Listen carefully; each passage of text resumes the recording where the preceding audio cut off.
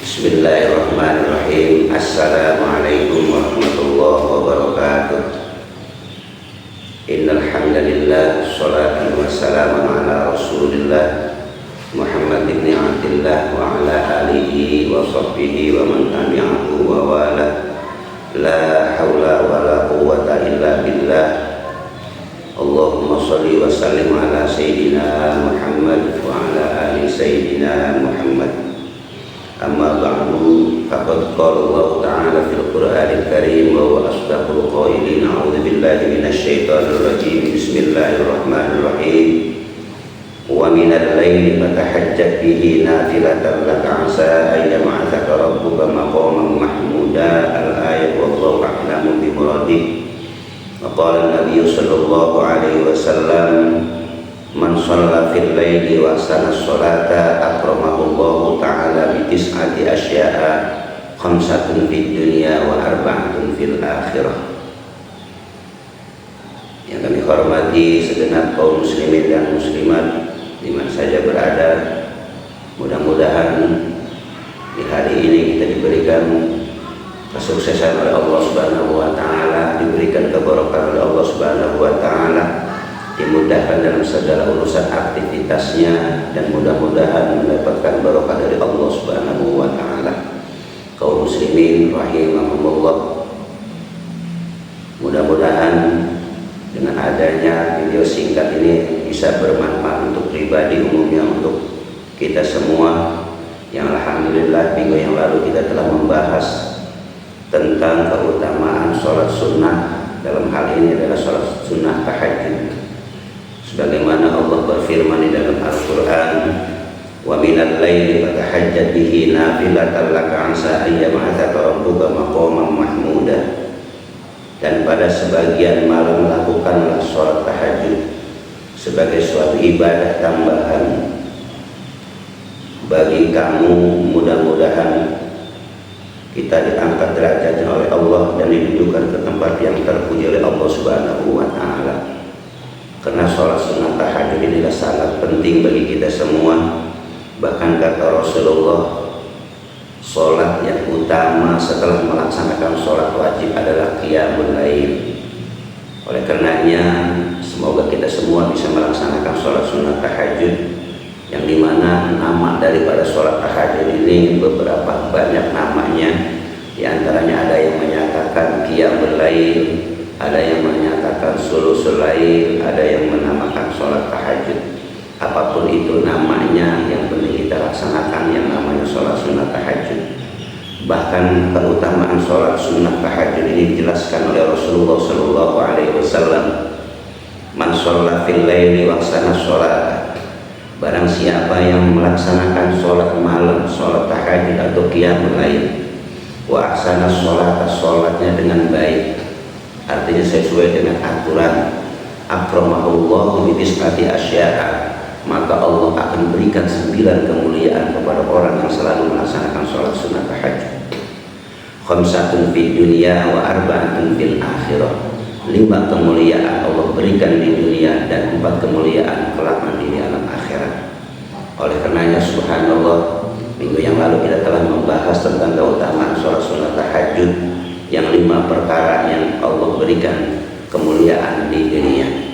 Sekarang kita akan membahas tentang kemuliaan yang Allah berikan kepada orang yang sholat sunnah tahajud kelak di alam akhirat. Wa arba'atun fil akhirah, 4 perkara atau 4 hal yang Allah akan berikan kelak di alam akhirat bagi orang yang selalu melaksanakan sholat sunnah tahajud. Hadirin kaum muslimin rahimakumullah, wal arba'atul lati fil akhirati yahsuru minal qabri abyadul wajh. Orang yang selalu melaksanakan sholat sunnah tahajud kelak di alam akhirat akan dikumpulkan, akan dibangkitkan oleh Allah dari alam kuburnya, abyadul wajhi, mukanya putih berseri. Itulah hikmah orang yang selalu melaksanakan sholat tahajud.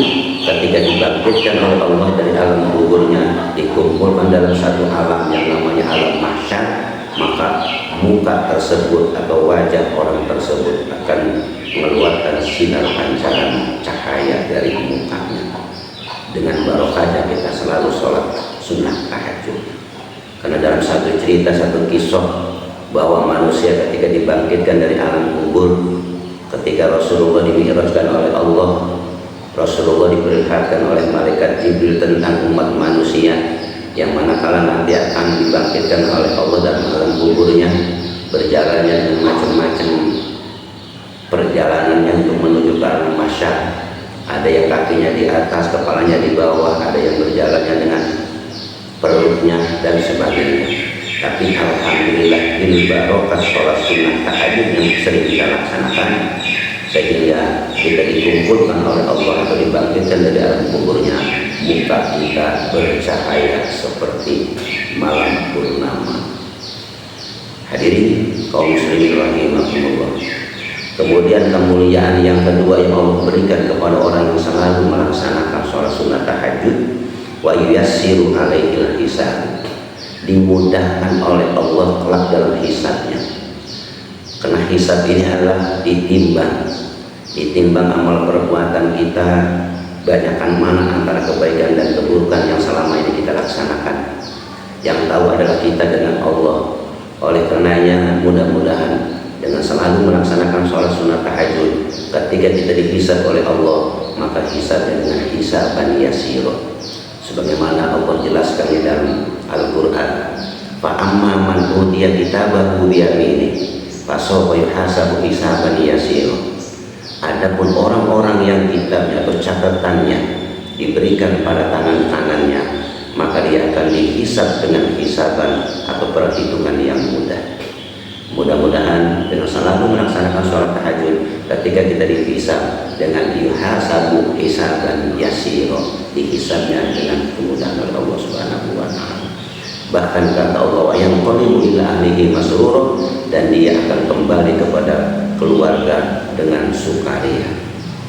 Alhamdulillah. Maka lakukanlah sholat sunnah tahajud sesibuk apapun kita, capek dan sebagainya. Mudah-mudahan sholat sunnah tahajud yang sering kita laksanakan di waktu malam, mudah-mudahan sholat tahajud kita diterima oleh Allah Subhanahu wa ta'ala.